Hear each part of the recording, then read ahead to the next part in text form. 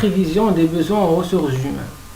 Pour prévoir les besoins en matière de main-d'œuvre, il faut déterminer la bonne manière pour réaliser les objectifs stratégiques. Ça veut dire que cette étape consiste à identifier clairement le type de compétences, les ressources nécessaires à l'entreprise et le moment le plus approprié pour l'embauche de personnel. Alors, la troisième étape, la prévision de la disponibilité des ressources humaines. Alors, avant d'embaucher de nouvelles ressources, il est recommandé d'analyser la disponibilité de l'effectif actuel. Ça veut dire en évaluant les compétences disponibles et la moitié du personnel en place. Alors, il est possible d'identifier les employés qui sont déjà en mesure de répondre aux nouveaux besoins ou qui, après perfectionnement approprié, seraient en mesure d'y répondre. Donc, ça veut dire qu'il faut connaître les compétences et les aptitudes de tous les employés par rapport à l'expérience, le rendement, la formation, les qualifications, etc.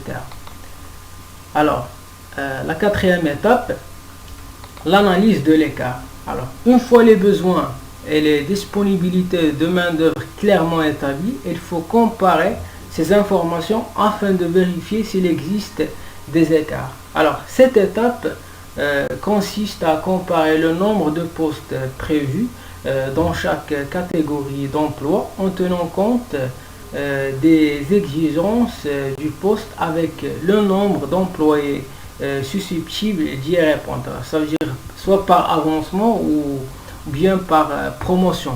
Alors, cette analyse permettra de savoir s'il s'agit d'un écart quantitatif, ça veut dire un manque de main-d'œuvre ou bien il y a un surplus, ou un écart qualitatif, ça veut dire on constate que le personnel n'a pas les compétences ou bien il est surqualifié par rapport au poste à pouvoir.